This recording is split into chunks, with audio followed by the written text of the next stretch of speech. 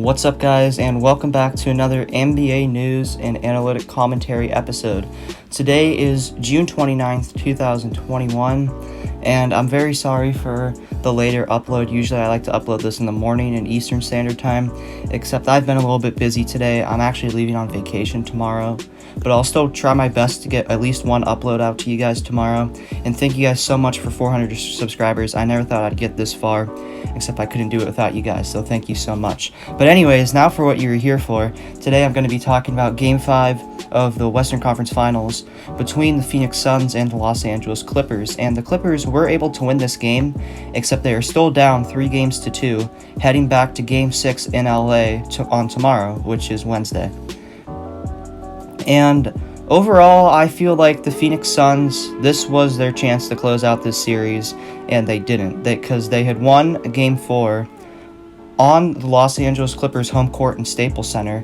And like I said, this game was played in Phoenix, and they're 2-0 in Phoenix. Now keep in mind, I'm going to bring this up again later, they easily could be 1-1 on home court if it wasn't for a DeAndre Ayton alley-oop to win Game 2 on home court by 2 points. But anyways, this Clippers team, they played very well. They dropped 41 points. Paul George dropped 41 points. Reggie Jackson, once again, playing well. But Patrick Beverley, he plays some above-average defense, but I do not like the cockiness he is showing, because it was, in my opinion, was a freak accident. He happened to trip over Chris Paul, and Chris Paul tripped, and he flew back, and then Patrick Beverley got called for the foul because, he wouldn't move, and Chris Paul had to use that lane to continue to dribble the ball. So he taunted him by jumping around just like Chris Paul was whenever he fell down. And I don't think that's very sportsmanlike at all. I hate to see that in any sport, especially in basketball.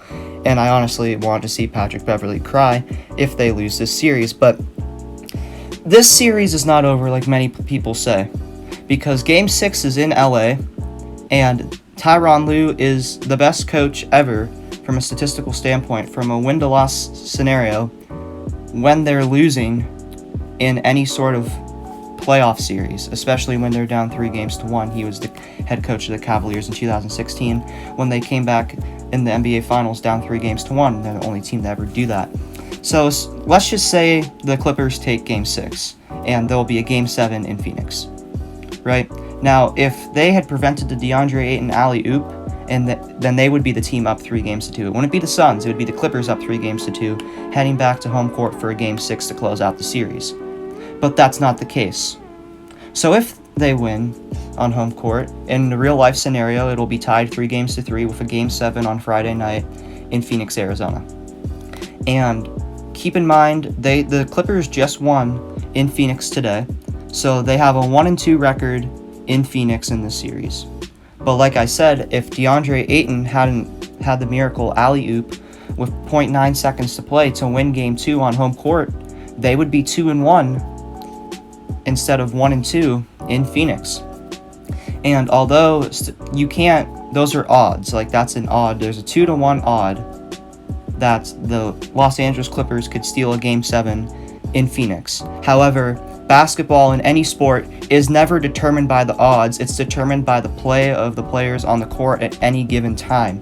And that's what I love so much about sports. Spectating sports, playing sports, it doesn't matter. They're all professional. And although the odds are in their favor, it doesn't matter.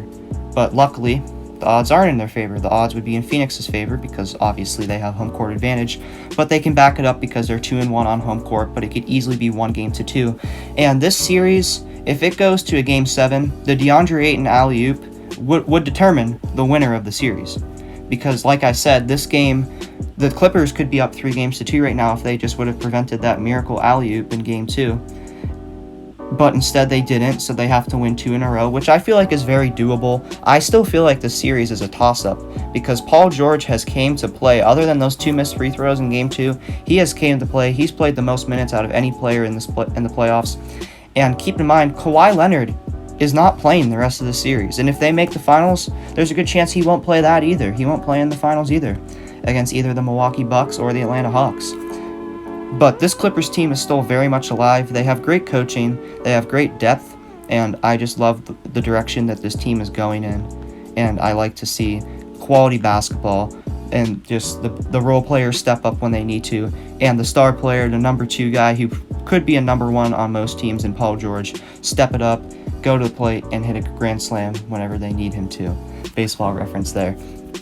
And the next thing we're going to be talking about is tonight, Game 4 of the Eastern Conference Finals in Atlanta, Georgia, between the Milwaukee Bucks and the Atlanta Hawks. The Hawks won the first game of the series in Milwaukee. They were blown out in Game 2, and Milwaukee was able to steal Game 3 in Atlanta. And the question is, will Trae Young play? Which I believe he will. And if he does, he's not going to be at 100% because he tripped over the referee in the fourth quarter of Game 3. And I feel like he could be a type of player that even at 50%, he's going to make an impact on the game, and he will play through an injury.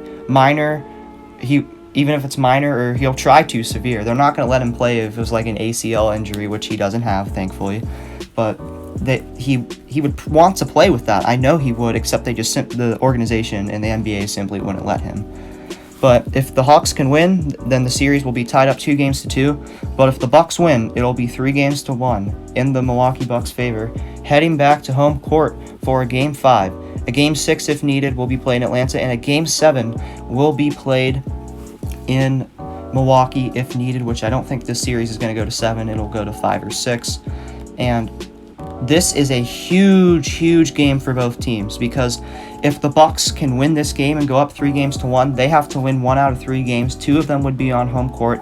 And yes, the Hawks were able to win Game 1, except that was with Trae Young at 100%, and he's not going to be 100% this next game or 2. Maybe even longer. I hope not, but there is a small chance of that happening.